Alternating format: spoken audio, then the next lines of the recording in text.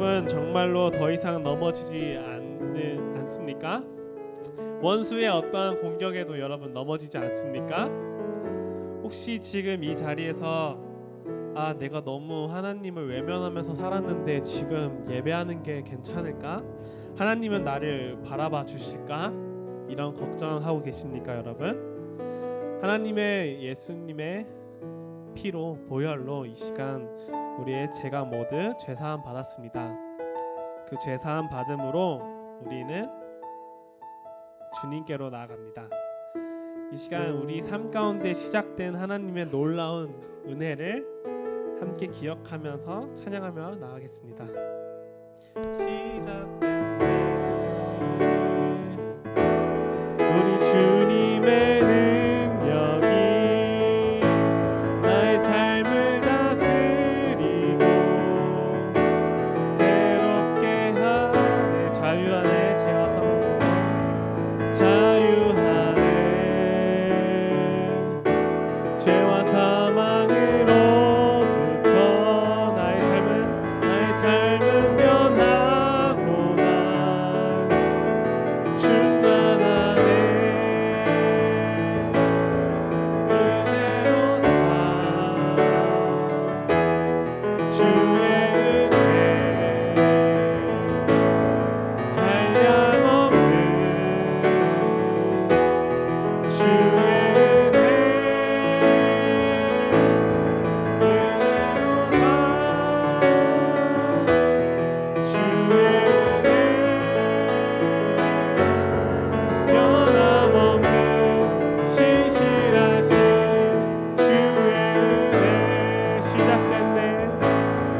시작됐네 우리 주님의 능력이 나의 삶을 다스리고 새롭게 하네. 자유하네. 죄와 사망으로부터 나의 삶은 변하고 충만하네. 은혜로다 주의 은혜 한량없는 주의 은혜로다 주의 변함없는 신실하신 주의 은혜로다 주의 은혜 변함없는 주의 은혜로다 변함없는 신실하신 주의 은혜. 우리 이 시간 함께 기도하며 나가겠습니다. 하나님, 이 시간 우리의 삶 가운데 주님의 은혜가 주님의 능력이 시작되었습니다.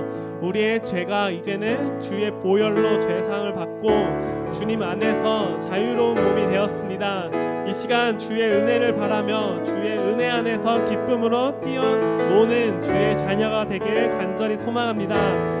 다 같이 주님께 기도하며 나아가겠습니다. 기도하겠습니다. 하나님 아버지, 이 시간 하나님의 놀라운 은혜가 우리의 삶 가운데, 우리의 예배 가운데, 우리의 하루하루 가운데 시작되기를 간절히 소망합니다. 주의 놀라운 은혜가, 주의 놀라운 사랑이, 주의 놀라운 그 기쁨으로 우리의 하루하루가 시작되길 간절히 소망합니다. 이 시간 주의 은혜를 모르는 학생들 우리들이 있다면은 주님 우리의 마음 가운데에 주의 향한 주님의 그 놀라운 은혜들을 깨달을 수 있게 해주시옵고 이끌어 주시옵소서. 놀라운 신비를 주님 이 시간 경험하며 나아갈 수 있도록 이끌어가 주시옵소서. 이제는 우리의 삶을 향했던 그 모든 시선을 주님을 향하기를 간절히 소망합니다. 이제는 나에게 향했던 그 모든 시선들을 주님을 향하기를 간절히 소망합니다. 주님을 향한 시선을 바뀔 때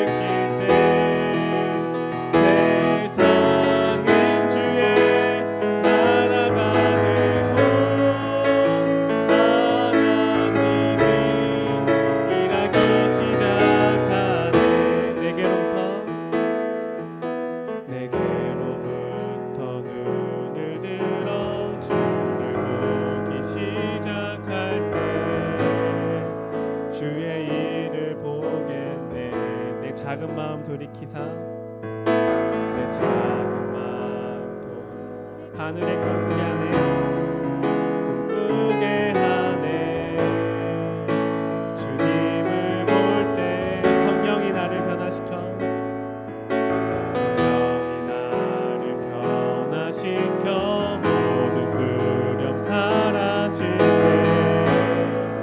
주의 일을 보겠네 황폐한 땅 한가운데서 주님만 알게 됩니다 한가운데서 주님만 알게 되니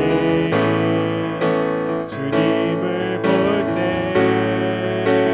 모든 시선을 주님께 드리고 살아계신 하나님을 느낄 때 내 삶은 주의 역사가 되고 하나님이 일하기 시작 모든 시선을 주님께 드리고 모든 시선을 주님께 드리고 전능하신 하나님을 느낄 때 전능하신 하나님을 느낄 세상은 주의 나라가 되고 은 주의 나라가 되고 하나님이 일하기 시작하는 모든 시선을 주님께 드리고 살아계신 하나님을 느낄 때 하나님을 느낄 때 내 삶은 주의 역사가 되고 하나님이 일하기 시작하네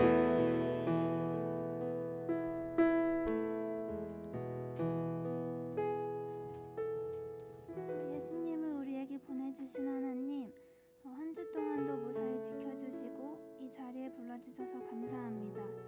또 이렇게 4월의 시작을 예수님의 부활로 시작하게 하심도 감사드립니다. 우리의 죄를 씻어주시기 위해 예수님께서 고난을 겪고 부활하심을 믿으면서도 한 주 동안 알고도 모르고도 지은 죄 모두 용서하여 주세요. 지금 온라인, 오프라인 그리고 녹화 예배를 드리고 있는 파워목장 학생들과 선생님들 모두 축복하여 주세요. 그리고 파워목장 학생들과 선생님 모두 자신이 속한 공동체에서 하나님의 빛을 비추는 거룩한 정탐꾼이자 어떠한 좌절 가운데에서도 주님을 의지하는 그런 거룩한 리더가 될 수 있게 해주세요. 오늘 설교 전하시는 목사님을 통해 하나님께서 저희에게 들려주고 싶으신 목소리를 들을 수 있게 도와주세요. 이번 주도 우리와 함께 하실 하나님을 믿으며 예수님의 이름으로 기도드렸습니다. 아멘.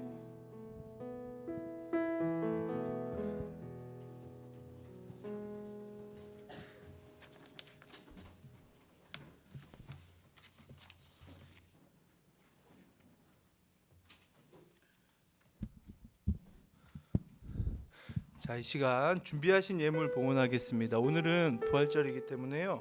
부활절 헌금 봉투가 준비되어 있어요. 여러분도 혹시 헌금 봉투 미처 이렇게 들어오면서 받지 못한 친구들이 있다면 지금 손 들어 주시면 드릴게요. 헌금 봉헌하겠습니다.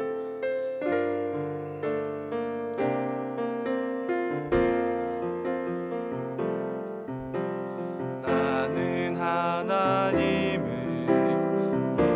예배하는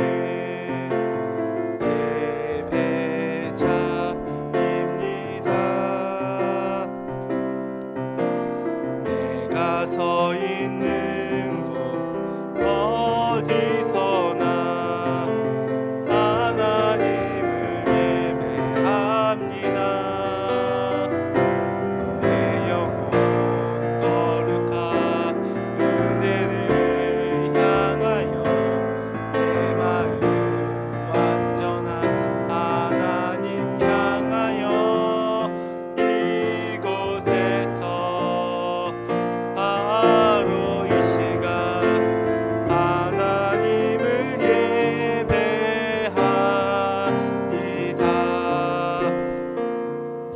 예물을 위해 기도하겠습니다. 하나님, 모든 것이 주님의 것임을 고백합니다.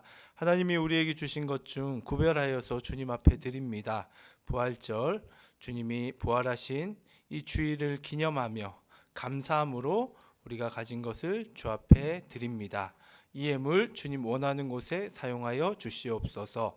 무엇보다 부활하신 예수 그리스도 그분의 생명을 얻은 자로서 우리의 몸과 마음을 주께 온전히 드리길 원하오니 인도하여 주시옵소서.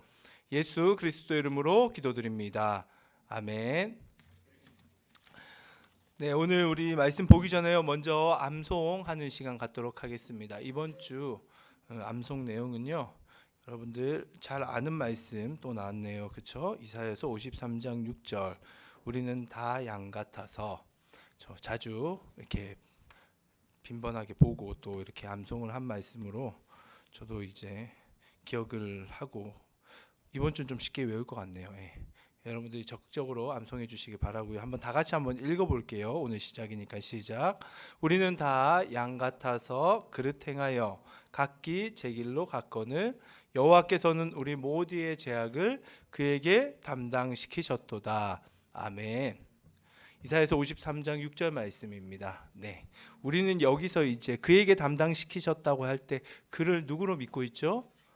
예수님으로 믿고 있죠. 그렇죠? 그래서 우리 죄를 대신 지신 예수님의 십자가에 대한 예언에 대한 말씀으로 우리는 모두 믿고 있습니다. 이 말씀 한 주간 붙들고 그 말씀으로 또한 하루하루 한 주간을 살아가는 여러분, 저 우리 모두가 되기를 간절히 바랍니다. 네, 오늘 우리에게 주신 하나님의 말씀은 마태복음 28장 5절부터 10절 말씀이에요.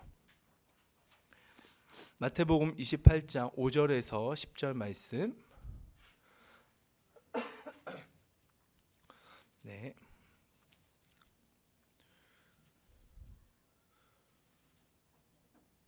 마태복음 28장 5절에서 10절 말씀.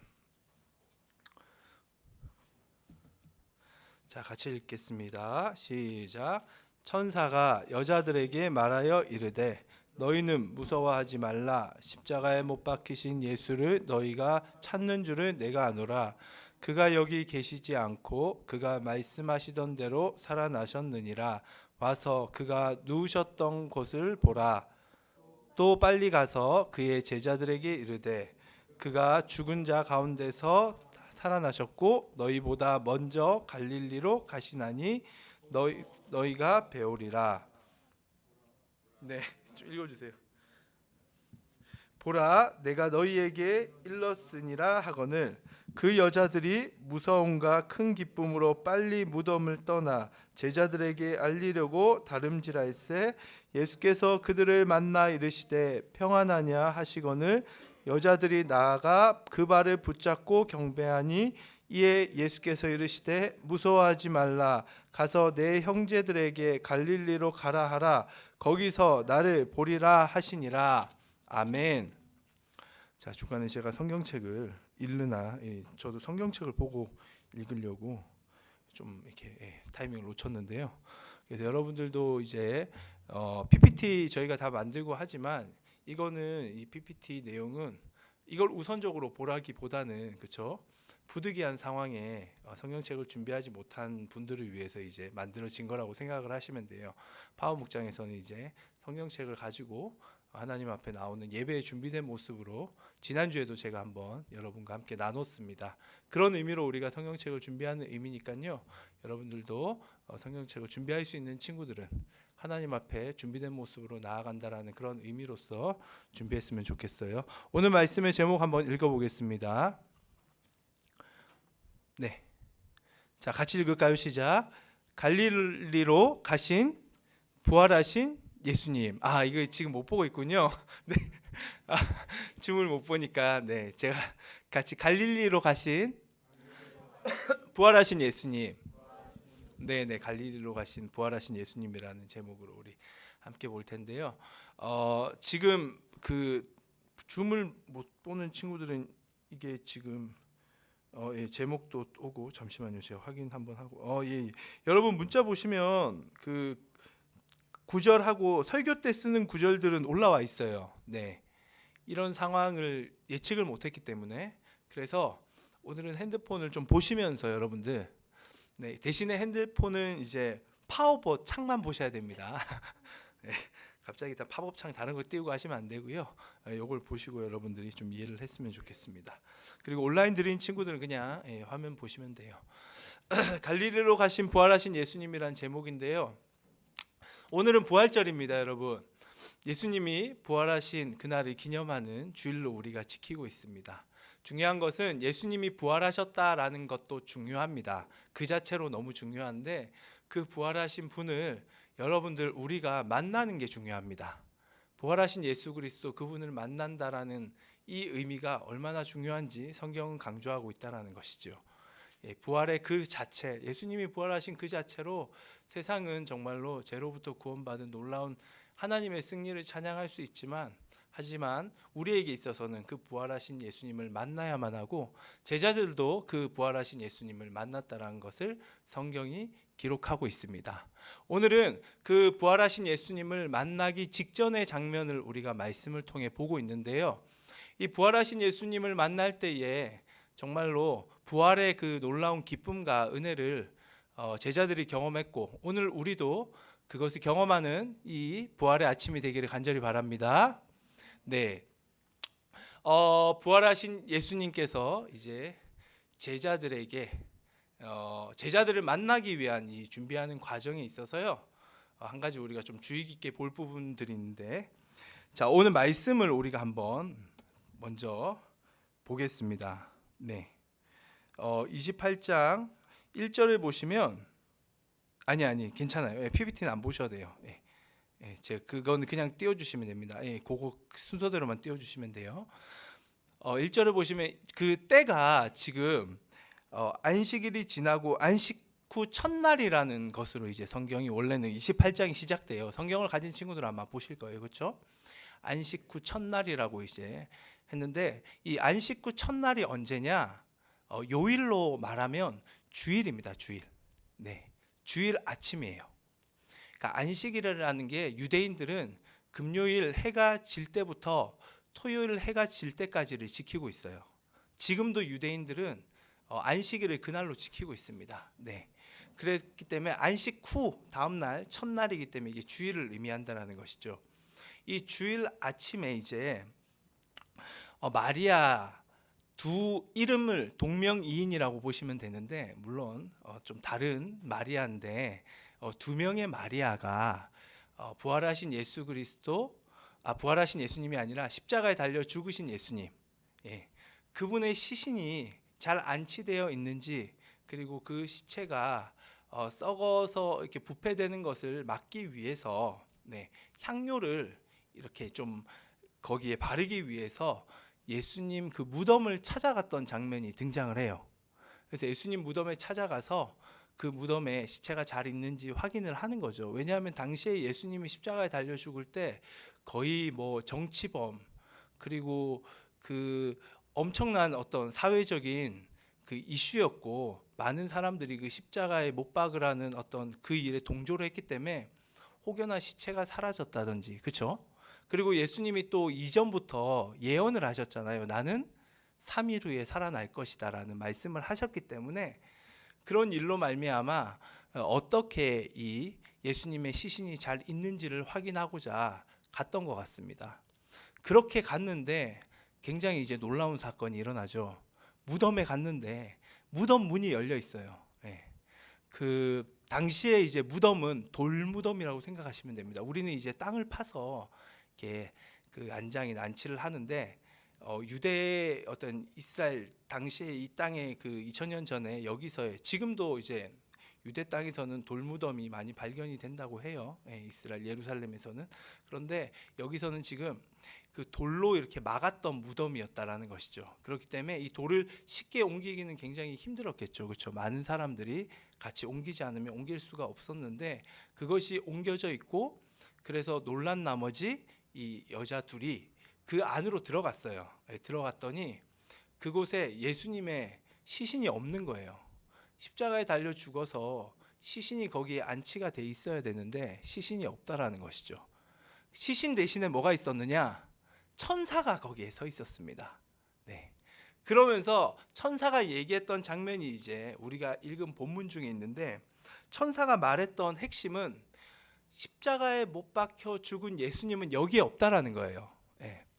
어디에 있느냐? 그분은 그분의 말씀대로 부활하셨다라는 것을 증언을 해요.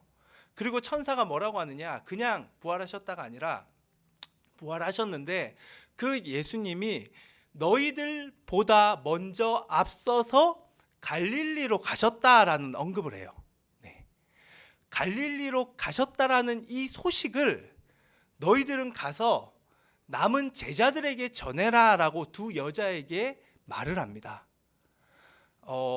천사들의 이야기를 들어보면 좀 이제 의문이 생기는 부분들이 있어요. 뭐냐면 천사들이 강조한 거는 예수님이 부활하셨다, 그러니 너희들 가서 부활의 소식을 전해라는 것을 먼저 언급하지 않아요.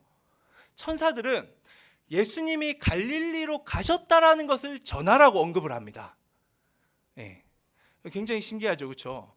왜 예수님이 부활하셨는데 그러면 지금 당장 나가서 세상을 향해 외쳐라. 예수님 부활하셨다, 부활하셨다 막 외쳐라, 자랑해라. 그렇게 얘기를 안 한단 말이에요. 갈릴리로 가셨다라는 것을 제자들에게 알려라라고 얘기를 해요. 세상을 향해 외치지 말고.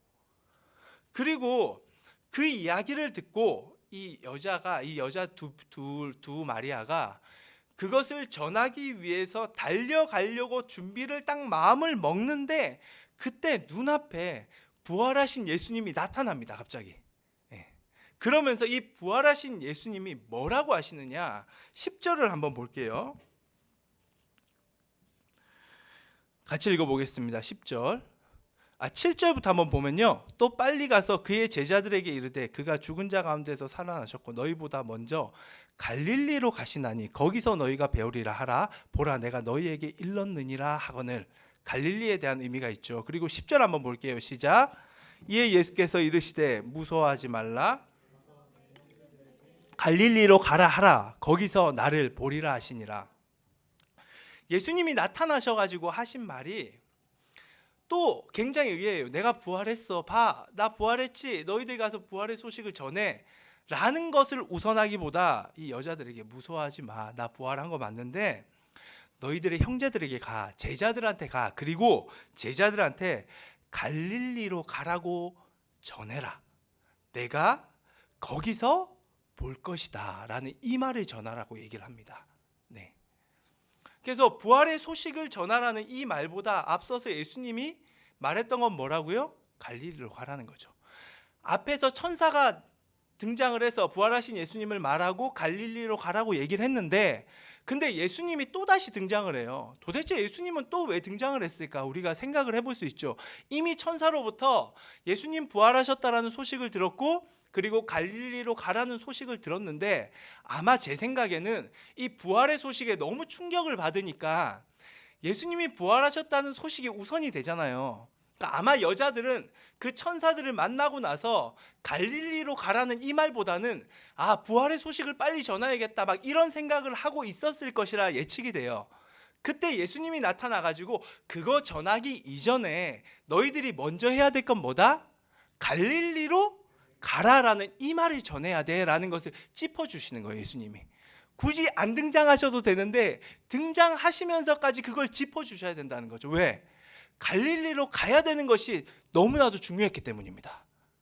갈릴리로 가서 제자들을 만나는 것이 예수님에게 너무 중요했어요. 자, 예수님의 입장에서 우리가 한번 생각을 해보죠. 예수님이 부활을 하셨어요. 부활하신 예수님이 예루살렘으로 가서, 당시에 유대 땅의 심장은 예루살렘이잖아요. 그곳에 종교 지도자들이 다 모여 있고 정치 권세자들이 다 모여 있고 세력 있는 사람들은 거기에 다 결집해서 살았어요. 예수님 시대에는 한마디로 수도예요. 서울과 같은 곳이죠. 예수님이 부활하셨다면 이제 예수님은 어디로 가야 될까요? 봐, 내가 부활했지, 내가 이제 한번 세상을 뒤집겠다 라고 생각하면 어디로 가야 될까요? 예루살렘이에요. 예루살렘 가서 세상을 뒤집어야 돼요. 사람들 보이면서 나 부활했지, 너희들 봤지.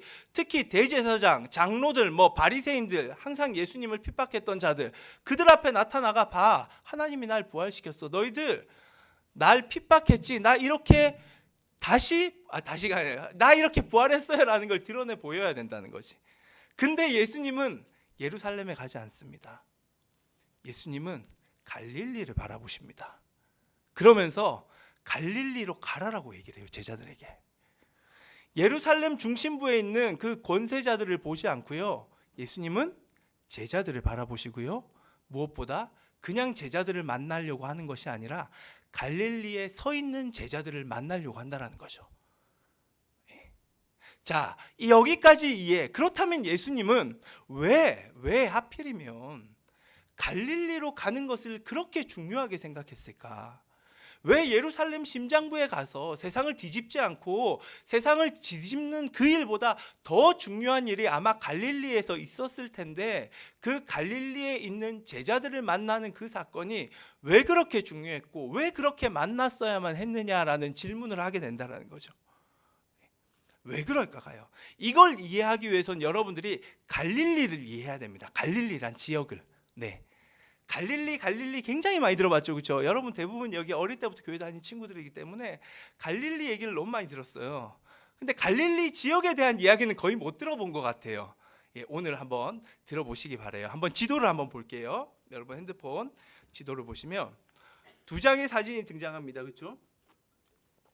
자, 갈릴리는 갈릴리 바다만을 말하는 것이 아니라 갈릴리 바다 근처에 있었던 지역을 의미했습니다.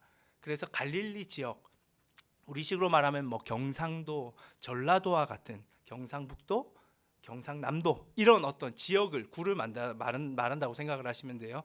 그래서 보시면 갈릴리, 여러분 사진에 보시면 제가 이제 이렇게 표시를 해놨죠, 동그라미로. 그 지역입니다. 자, 그 밑에 예루살렘 보이시나요, 여러분들? 네. 아래쪽에, 갈릴리 아래쪽에 내려가면 예루살렘 보이시나요? 노란색으로 칠해져 있는 곳 맞나요? 예수님은 이곳으로 가지 않으시고, 예루살렘에서 예수님이 십자가에 달려 죽으셨어요. 그건 맞아요. 그런데 예수님은 굳이 제자들은 지금 예루살렘에 숨어 있었는데, 제자들아 예루살렘 어디에 있어? 내가 글로 갈게, 이렇게 얘기하지 않고 갈릴리로 가라라고 얘기를 했다라는 거죠. 그래서 갈릴리는 바로 위쪽을 의미합니다.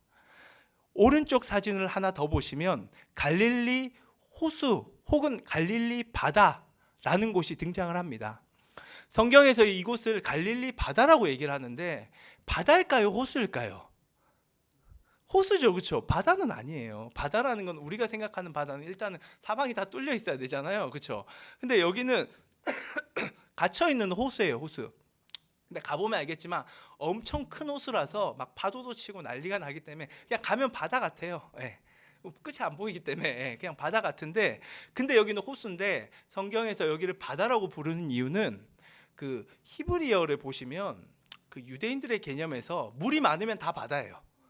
호수와 바다의 개념이 없어, 이 사람들은. 물이 많으면 많은 물, 그러니까 바다, 호수 다 똑같은 개념이에요. 그래서 이제 바다로 쓰는 그곳이 바로, 그래서 우리 이제 영어로 Sea of 갈릴리라고 이렇게 쓰고 있죠, 그렇죠? Sea of 갈릴리로 이렇게 쓰고 있는데, 거기를 우리가 지금 보고 있는데, 이 갈릴리라는 바다, 이곳이 엄청나게 크죠. 큰 지역에 보시면 왼쪽 편 아래에 보시면 뭐가 있죠? 나사렛이라는 곳이 있습니다. 보이나요? 나사렛은 어디예요? 예수님이 어릴 때부터 살았던 그곳, 예수님의 고향입니다. 고향. 예수님이 집이 있는 곳이에요, 여기가. 예수님은 태어나기는 베들레헴에서 태어났지만, 그렇죠? 베들레헴에서 어떻게 보면 원정 출산을 하고 다른 지역에 가서 출산을 하셨지만, 거기서 태어났지만, 마리아가 거기서 출산을 했지만, 예수님의 원래 살았던 지역은 이 나사렛이에요. 여기가 예수님의 보금자리예요. 자, 그렇다면 나사렛은 갈릴리에 포함되는 곳일까요, 아닐까요? 포함되는 곳입니다. 쉽게 얘기해 예수님도 갈릴리 지역에서 자랐던 사람이에요. 그러면 당시의 갈릴리는 어떠한 인식이 있었을까? 사람들로부터 이 갈릴리라는 지역은 어떤 지역이었을까? 갈릴리는 여러분들 보시겠지만 갈릴리 호수 바다가 있는 것을 보듯이 지금도 거기에서는 많은 고기가 잡힌다고 해요. 근데 이 2000년 전에는 여기에 엄청난 수산물들이 나왔다고 합니다. 그러니까 많은 자원들이, 수산 자원들이 여기서 공급을 받았기 때문에 이곳 주위에 있었던 사람들이 이 수산업에 종사를 했고, 그 자원이 많이 이 바다를 통해서 얻었기 때문에 굉장히 많은 이득을 누렸던 곳이에요. 그러니까 한마디로 장사가 잘 됐고 경제적으로 부흥했던 곳이 바로 이 갈릴리 지역입니다. 그런데 문제가 있어요. 그렇게 돈을 잘 벌었던 지역인데 그런데 그 돈이 갈릴리 사람들에게는 가지를 않았어요. 왜냐하면 이 모든 독점과 이득을 누렸던 사람은 당시에 2000년 전에 이 유대 땅을 지배했던 그 일가가 있었는데 헤롯 일가였어요. 헤롯 대왕 이야기 들어봤죠, 그렇죠? 헤롯 대왕 그분이 이제 산하 제한 정책에 예수님이 태어날 때 그 시대에 그 유대 땅을 다스렸던 왕으로 불렸던 분봉왕인데 여튼 이 헤롯이라는 이 가문에서 이곳을 독점하고 있었기 때문에 이득이 나오잖아요. 그러면 헤롯 가문에게 다 흘러 들어갑니다. 뿐만 아니라 헤롯 가문을 지배했던 또 지배 계층이 있어요. 바로 로마죠, 로마. 그렇죠? 우리 다 알잖아요. 2000년 전에 신약 시대에 유대 땅을 지배했던 나라는 어떤 나라죠? 로마입니다. 로마. 네. 그 로마 황제에게 고스란히 다 바쳐졌다라는 거죠. 그렇기 때문에 갈릴리 지역은 굉장히 많은 부를 이루었고 수산물이 많이 나왔고 장사도 잘 됐는데 정작 이곳에 살았던 사람들의 손에는 제대로 그 이득이 들어오지 못했고 그래서 겨우 입에 풀칠하는 정도였을 뿐만 아니라 나아가서는 입에 풀칠도 하지 못하는 가난에 쩌들어 있었던 사람이 바로 이 땅에서 살았던 사람들이었습니다. 굉장히 가난했다는 거죠. 그래서 성경을 보면 항상 배고파가지고 그렇죠. 예수님 따라다니면서 맨날 배고파서 예수님 5,000명을 먹이시는 이런 기적 사건들을 베푸신 이유가 이들이 그만큼 먹을 게 없었어요. 가난했어요. 근데 너무 아이러니하죠. 열심히 일해서 눈에 보이는 돈들은 너무 많은데 본인의 소유가 되지 못하는 거예요. 쉽게 얘기해서 노력해도 노력한 만큼의 성과를 얻지 못했던 사람들이었습니다. 그러면 이렇게 노력해도 노력의 성과를 얻지 못하고 가난에 항상 처해 있었던 사람들을 향해 유대 사람들은 이 사람들을 뭐라고 얘기했을까? 불쌍하잖아요. 그렇죠? 긍휼히 여겨야 되잖아요. 그런데 유대 사람들은 당시 유대 땅에 살았던 사람들, 특히 예루살렘을 중심으로 했던 권력자들은 절대 그렇게 생각하지 않았습니다. 오히려 그 모든 가난의 책임을 이 갈릴리 땅에 살았던 사람들에게 다 돌려요. 너희들이 죄를 많이 지었기 때문에 너희들이 하나님을 바라보지 않았기 때문에 그렇게 고통당하는 거라고 얘기를 합니다. 자, 실제적인 고통을 왜 당해요? 헤롯 가문, 로마 때문에 당하잖아요. 이들이 잘못한 게 아니에요. 그런데 이들의 가난을 향하여서 사람들은 손가락질하면 니네들이 그렇게 사니까 그렇게 된 거야 라고 인식을 받았던 사람이 가나안 땅의 사람들이었습니다. 구약에서 신약에서 그러한 단초들이 이제 나오거든요. 한번 볼게요. 구약 성경 한번 보겠습니다. 갈릴리라는 이름이 거의 안 나오는데 이 부분에 딱 등장을 해요. 이사야서 9장 1절 한번 볼게요. 자, 시작. 전에 이사야 9장 1절. 네. 성경 찾는 친구들이 있어 좀 기다리겠습니다. 이럴 땐 또 조금 기다려야 되는 또 9장 1절이에요. 이사야 4. 네. 기다려 드릴게요. 자, 9장 1절 한번 같이 찾았으니까 찾아놓고 안 읽으시면 안 돼요. 읽으셔야 돼요. 자, 같이 시작. 전에 고통받던 자들에게는 흑암이 없으리로다. 옛적에는 여호와께서 스불론 땅과 납달리 땅이 멸시를 당하게 하셨더니 후에는 해변길과 요단 저쪽 이방의 갈릴리를 영화롭게 하셨느니라. 자, 갈릴리 앞에 뭐라고 그 설명이 하나 수식어가 붙죠. 이방의 갈릴리죠. 무슨 말이냐면 구약시대 갈릴리 땅은 아까 지도에서 생각이 나죠. 위에 있었죠. 그 위에 왼쪽에는 페니키아라고 두로와 시돈이라는 이방 민족들, 돈 많은 민족들이 살았고요. 오른쪽에는 빌립의 영지로 보이는 이곳은 아람 민족들, 이방 민족들, 힘이 강한 민족이 살았던 곳이었습니다. 그러다 보니까 양쪽에서 돈 많은 이방인, 이방 민족, 무력 힘센 이방 민족이 항상 침공을 하니까 그 땅이 이스라엘 땅이었던 곳이 많이 없어요. 외부에게 뺏겼다든지 아니면 이방인들이 들어와서 함께 섞여 살았던 땅이었습니다. 그래서 구약에서 이방이라는 언급을 말하고 있다는 것은 이미 이방인들과 섞여서 부정해진 땅, 쉽게 얘기해서 하나님의 심판을 받은 땅, 하나님의 저주가 임한 땅으로서 말하고 있다는 거죠. 이게 구약에서 바라보는 갈릴리의 인식입니다. 이미 사람들은 아주 오래전부터 갈릴리 땅은 부정한 땅이에요. 그 땅에 살아가는 너희들은 부정하기 때문에 마땅히 가난하다라는 거예요. 마땅히 그 모양 그 꼴이라는 거예요. 이게 구약에서 생각하는 바고 신약에서도 또 이런 말을 해요. 예수님 시대에도 예수님이 그 사람들이 갈릴리를 어떻게 생각했느냐. 요한복음 7장 41절 49절입니다. 요한복음 7장 41절 49절. 네. 자, 요를 딱 펴시고 그렇죠? 네, 잘 찾고 있어요. 좋아요. 성경책 넘기는 소리. 자, 읽어보겠습니다. 41절부터 읽을게요. 시작. 어떤 사람은 그리스도라 하며 어떤 이들은 그리스도가 어찌 갈릴리에서 나오. 갈릴리에서 무슨 그리스도라는 이름은 이제 번역을 하면 그렇죠? 구원자죠, 구원자. 우리를 구원할 자가 갈릴리에서 나온다고? 말도 안 되는 소리 하지 마. 왜? 그 땅은 부정한 땅이잖아. 그 땅은 하나님의 저주를 받은 땅이잖아. 그 땅에 살아가는 자들은 죄인인데 죄인 중에 무슨 그리스도가 나와. 엄청나게 무시하는 땅이었어요. 뿐만 아닙니다. 49절 한번 볼게요. 49절 시작. 율법을 알지 못하는 이 무리는 저주를 받은 자로다. 대놓고 얘기를 해요. 저주받았다고. 율법을 모르는 것. 왜 갈릴리 사람들이 율법을 모르겠습니까? 갈릴리 사람들 율법 모르지 않아요. 갈릴리 사람들도 하나님을 신앙했어요. 절기가 때마다 되면 예루살렘에 갑니다. 가서 하나님께 예배했던 자들이에요. 누구보다 하나님을 향한 신앙을 가졌던 자들이 여기에도 있었어요. 그런데 그들을 싸잡아서 하는 얘기가 이거예요. 율법을 모르는 자들, 무지한 자들, 하나님의 말씀을 모르는 자들, 더 나아가서 저주받았다라고 얘기를 했다라는 거죠. 이곳에서 예수님이 태어나셨습니다. 뿐만 아닙니다. 예수님은 태어나셔서 그냥 예루살렘 중심부에 똑똑하고, 그 예루살렘이라는 곳은 거룩한 도성이잖아요. 그 거룩한 땅에 있는 사람들, 축복받은 사람들을 택해서 제자 삼으면 돼요. 하지만 예수님은 그러지 않아요. 갈릴리, 저주받은 땅이라고 사람들이 손가락질했던 그곳에 그 12명의 제자를 택합니다. 그렇게 예수님의 택함을 받습니다. 이 제자들이. 사실 제자들은 자신들의 삶을 어떻게 생각했을까요? 제자들은 자신들의 삶에 대한 자긍심을 가지고 있었을까요?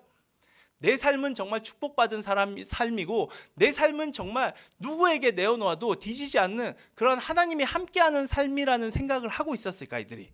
아닙니다. 오히려 예수님을 만나기 전까지 제자들이 생각하는 갈릴리에서 자신의 삶은, 이 제자들이 멀리 오지 않아요. 갈릴리에서 계속 살았던 사람들이 대부분이었거든요. 자신의 삶을 생각할 때 자신의 삶은 지우고 싶은 삶이에요. 저주받은 삶이고 자신의 삶은 아무리 노력해도 하나님의 축복 가운데 있지 못하는 삶이라는 그러한 열등감으로 가득 찼던 사람입니다. 그런데 이들이 예수님의 택함을 받아요. 얼마나 놀라운 일이에요. 너무 기분이 좋았죠. 그래서 3년 동안 정말 열심히 예수님을 따라다닙니다. 사실 저는 정말 이 제자들이 아무것도 없었기 때문에, 정말 자신의 삶에 대한 열등감이 너무 컸기 때문에 예수님이 불렀을 때 모든 것 다 버리고 따랐던 삶에 대한 그런 부분도 일정 부분 좀 이해가 돼요. 예. 왜 이분 아니면 안 되니까. 그런데 그렇게 따랐는데요, 여러분들. 그렇게 따라서 3년 동안 따랐어요. 그런데 이 3년 후에 제자들의 결과는 무엇이었을까? 열매를 맺었을까요? 아닙니다. 제자들은 딱 두 부류로 나눠요. 예수님이 십자가에 달릴 때 예수님을 완전히 부인했던 무리, 또 한 무리는 한 명밖에 없는데 가룟 유다, 예수님을 돈으로 팔았던 무리. 딱 두 부류예요.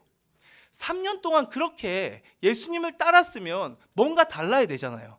그런데 이 제자들은 전혀 다르지 않습니다. 철저히 예수님을 부인하고요, 예수님을 돈으로 팝니다. 자, 제자들의 입장에서 3년 동안 자신들의 원래 갈릴리의 삶은 부정한 삶이고 저주받은 삶인데, 그런데 이 3년 동안 예수님과 함께 했는데 자신들에게 있어서의 내세울 수 있는 삶은 이제 이 3년밖에 없어. 이전의 삶은 완전 그냥 지우고 싶은 삶이었어. 이 3년이라도 괜찮은 삶이었는데 이 3년도 어떻게 됐죠? 결과론적으로 볼 때 전혀 의미 없는 삶이었다라는 거죠. 이들이 느꼈던 그 포기, 그리고 사람들은 뭐라고 했겠어요? 아유, 그렇지. 갈릴리 사람들이 저렇지. 너희들 봐라. 너희들 부정하니까. 너희들 선생도 제대로 못 따라가고 배신하는 것들 아니냐라고 손가락질하겠죠. 이 제자들이 느꼈을 패배감, 역시 나는 안 돼, 내 삶은 원래 이래 라는 생각을 가지고 예루살렘에 모여 있지만 이제 제자들의 머릿속은 그냥 이제 갈 데 없으니 다시 갈릴리로 돌아가서 옛날 삶을 계속 살아야겠다. 예전에 지우고 싶은 삶이지만 죽지는 못하겠고 가서 살아봐야겠다 라는 생각을 가지고 있었다라는 거죠.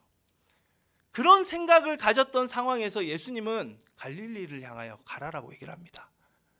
그곳에 서 있는 너희들을 만나겠다는 거예요. 왜 예수님은 갈릴리로 가라고 하셨을까요? 제가 앞에서 얘기했지만 예수님도 어디서 태어났죠?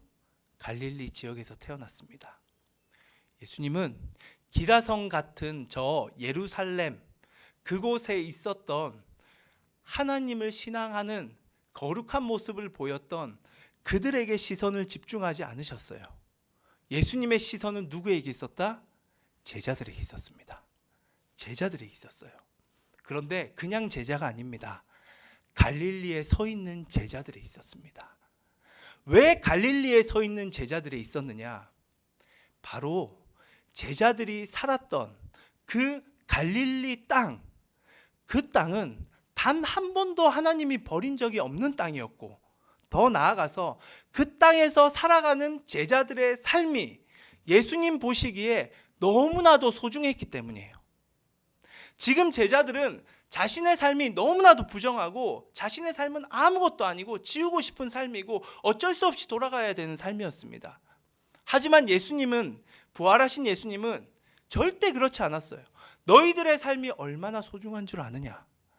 너희들이 살고 있는 그 갈릴리 땅, 너희들 눈에 저주받아 보이지 아니야. 하나님이 항상 함께 하셨어. 그 땅에서 살아가는 너희들의 삶이 얼마나 소중한 줄 아니? 하나님이 너희들과 함께 하였어. 물론 제자들은 하나님과 함께 살아가는 그 삶을 온전히 누리지 못했습니다.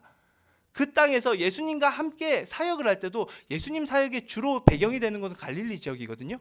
그 지역에서 할 때도 이들은 예수님을 향하여서 정말로 내가 높니 네가 높니 하면서 막 욕심을 보였고요. 그리고 병든 자를 치료하지도 못했고요. 신실한 믿음을 보이지도 못했습니다. 그런 부족한 삶을 살았던 건 맞아요. 하지만 그 부족한 삶 때문에 하나님이 그들을 떠난 것은 아니었습니다. 하나님은 항상 그들과 함께 하였어요. 그렇기 때문에 그들의 삶은 너무 소중했습니다. 예루살렘 포기하고 세상을 뒤집는 그 순간을 포기해서라도 예수님이 알려주고 싶은 것은 이거였어요. 부활하신 예수님은 제자들의 삶이 소중하다는 것을 반드시 알려주셔야만 했었습니다. 그래서 제자들에게 가서 말씀하십니다. 너희들이 서 있는 이 갈릴리 땅에서의 삶이 얼마나 소중한 줄 아느냐? 너희들의 삶이 너무 소중하다는 것을 말씀하신다는 거죠. 그 삶이 소중합니까? 가난에 쩌들어 있었고요. 죄에 빠져 있었던 그 삶이 무엇이 소중합니까? 예수님은 말씀하십니다. 너희들 그 땅에서 너희들이 느꼈던 그 가난함, 그 가난의 아픔을 너희들이 느꼈기 때문에 너희들은 가난의 아픔을 알게 되었다라는 거예요. 죄에 빠져 있고 혹은 사람들이 죄인으로서 손가락질하는 그 죄인으로 낙인 찍히는 그 고통을 너희들이 알고 배우는 그 삶, 그 삶이 너희들에게 있었기 때문에 그 삶이 너희들에게 그 죄인의 낙인으로부터, 죄인으로 낙인 찍히고 사람들로부터 비난받는 그러한 고통을 너희들이 알게 되었지 않느냐. 나아가 사람들이 너희들은 삼류야, 너희들은 이류야, 아이고 너희들을 보니까 하나님이 저주하고 너희들 떠나는 같아 라고 사람들이 아무도 인정하지 않지만 그곳에서도 올곧게 하나님만 바라볼 수 있는 신앙을 너희들이 그곳에서 훈련하지 않았느냐. 더 나아가서 정말로 너무 힘드니까 이들은 가족끼리 똘똘 뭉쳐요. 가족들이 뭉쳐서 함께 살아가는 기쁨을 너희들이 그곳에서 배우지 않았느냐. 자, 여러분, 여기까지만 보면 제자들의 삶이 굉장히 하찮아 보입니다. 하지만 아니요. 제자들의 목적과 제자들의 비전은 하나님 나라를 전하는 자들로 세움받는 영적 리더였습니다. 영적 리더에게 반드시 필요한 것은 죄인으로 낙인 찍혀 있는 자들의 고통을 공감하는 겁니다. 가난과 사회적인 불의로부터 고통당하는 그 사람들의 아픔을 같이 공감하는 거예요. 그 고통을 아는 겁니다. 더 나아가서 모두가 손가락질해도 하나님만 바라볼 수 있는 올곧은 신앙이 그들에게 있어야 돼요.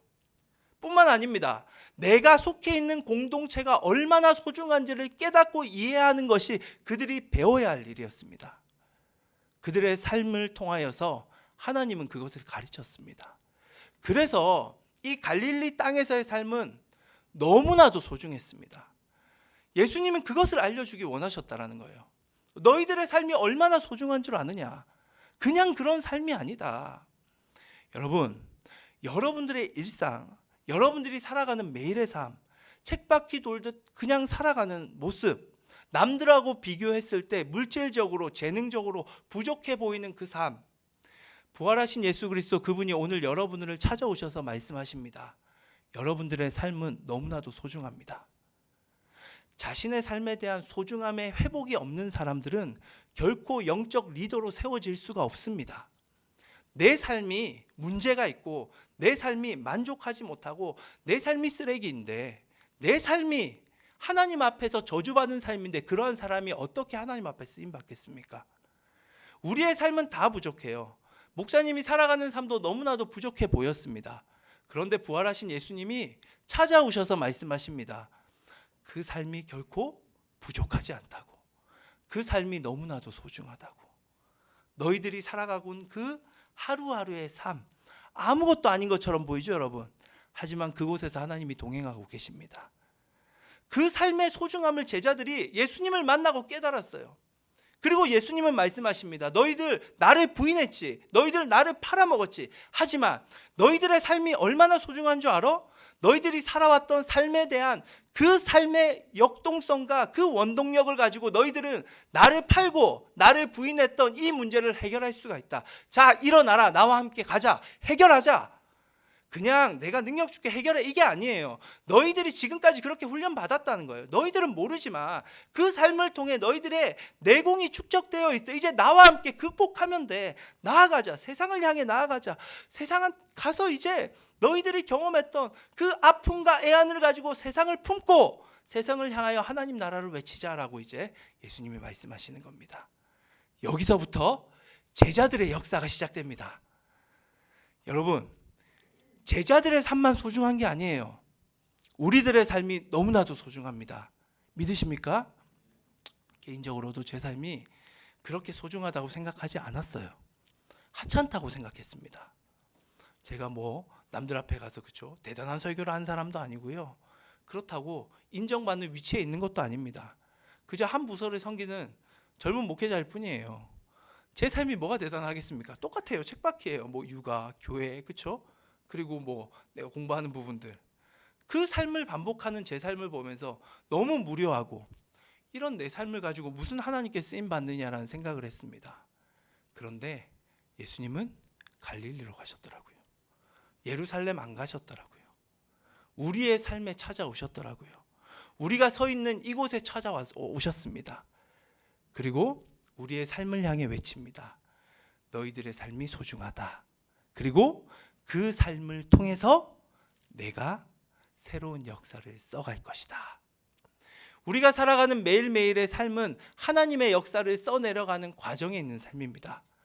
이 사실을 분명히 믿으시고 부활하신 예수 그리스도가 함께 여러분들의 소중한 삶을 한 주간도 최선을 다해서 살아가기를 간절히 바랍니다.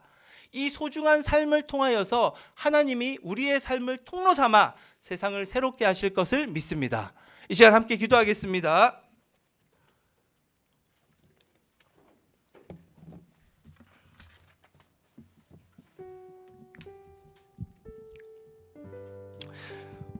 자, 기도하겠습니다. 하나님, 제자들처럼 우리 또한 우리의 삶이 너무 하찮다고 생각했습니다. 이렇게 살아서 무슨 쓰임을 받고 이렇게 살아서 무슨 유익이 있고 어떤 하나님 앞에서의 섬김이 보일 수 있느냐고 돌아보니 매일 쳇바퀴의 삶이고 그저 그곳에서도 두각을 나타내지 못하는 우리의 모습을 바라봅니다. 하지만 부활하신 예수님은 갈릴리로 가셨습니다.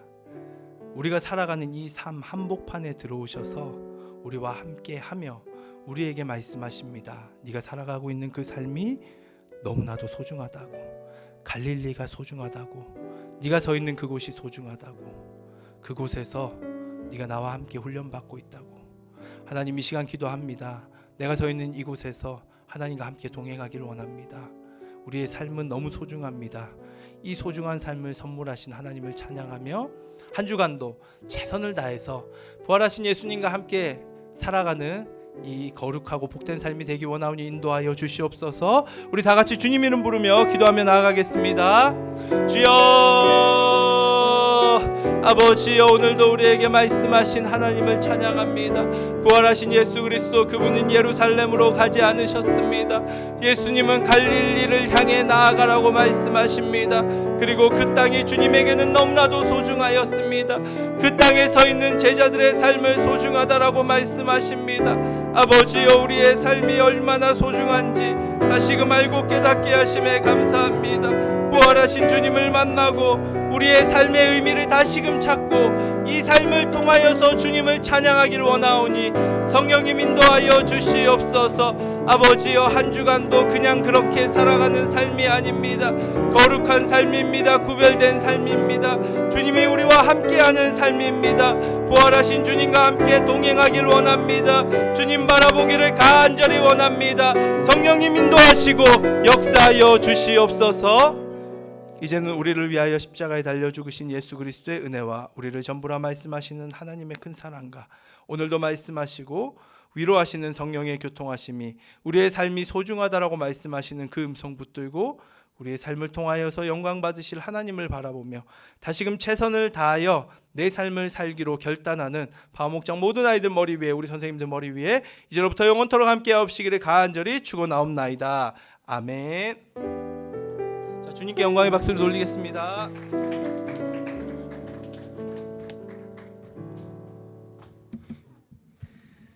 네, 여러분, 빠르게 광고를 드리도록 하겠습니다. 어제는 우리 다은이의 생일이었습니다. 우리 뒤에 다은이가 왔는데 다은이 생일 축하해요. 그리고 4월 7일은 우리 목사님의 생일이 기다리고 있습니다. 목사님 생일 축하해요. 목사님 가셨네요. 목사님 생일이 수요일이니까 그때 또 한번 카톡을 해주시면 좋을 것 같고, 그리고 여러분들 이번이 부활주일이죠. 부활주일을 맞아서 파워목장 선생님이 선생님들이 아니고 선생님이 준비했습니다. 구슬쌤이 혼자서 다 준비를 하셨는데요. 네. 구슬쌤이 이제 여러분들을 위해서 선물, 간단한 간식거리와 그리고 특별한 선물을 준비했습니다. 여러분들 계란 촛불을 준비를 했는데요. 여러분 처음 들어보시죠? 저도 처음 봤어요. 계란 촛불인데 여러분 이게 키트예요. 키트여서 여러분 직접 집에 가서 만들어야 되는 그런 제품인데, 우리가 준비를 하면서 그런 걱정이 있었어요. 아, 이거 우리 남학생 아이들이 할까요? 집에 처박아 두진 않을까요?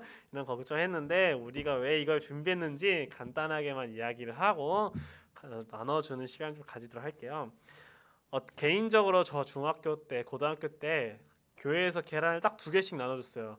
하나는 집에 가서 먹어, 그리고 하나는 친구들에게 나눠주면서 전도하렴, 이렇게 나눠줬는데 항상 이 2개를 그냥 집에 와서 저 혼자 다 먹었어요. 왜냐면 이 2개 가지고 친구한테 선물하기가 너무 좀 그렇더라고요. 계란을 애들이 좋아하지도 않고 뭐라 하면서 주기도 애매하고, 그리고 결과적으로는 그냥 먹고 끝나는 그런 주일이 되었는데, 제가 제 방 정리를 할 때마다 항상 나오는 물건이 있어요. 뭐냐면은 세례식 때 받은 정말 투박한 십자가 목걸이인데, 그 목걸이를 볼 때마다 그날의 약간 기억들이 조금씩 생각이 납니다. 그래서 여러분들 오늘 이렇게 우리가 구슬쌤이 정말 힘들게 시간을 써가면서 포장을 하면서 우리 계란 촛불 키트를 나눠드리는 이유는 이 촛불을 통해서 여러분들 방에 두고 오늘 목사님의 말씀을 매번 좀 깨달았으면 좋겠습니다. 세상의 중심인 예루살렘으로 가지 않고 보잘것없는 갈릴리에 가셔서 제자들에게 나는 너희들이 소중하다라고 말씀하신 예수님의 부활이 지금 이 시간 여러분들의 삶 가운데서도 여러분의 삶에 찾아와서 예수님이 여러분이 소중하다라고 하신 그 말씀들을 여러분 방 안에 있는 촛불을 보면서 매 순간 기억했으면 좋겠습니다. 그런 의미로 여러분들 키트 만드는 거 어렵지 않습니다. 사실 저거 꿈땅 아이들에게 선물했던 그 선물이거든요. 결론적으로는 꿈땅 아이들도 할 수 있다는 그런 이야기니까는 절대 어렵지 않으니까는 따라서 잘 했었으면 좋겠습니다. 그래서 여러분들 다 만드신 후에 촛불 킨 사진을 파워목장 파워봇에 이제 카톡으로 보내주시면은 여러분들 어마무시한 또 추첨을 통해서 경품을 영화 같은 박수 선물을 제가 드리도록 할 테니까는 한번 또 인증해 주시면 좋을 것 같아요. 그러면 우리 모두들 뒤에서 선물 받아서 가세요. 안녕.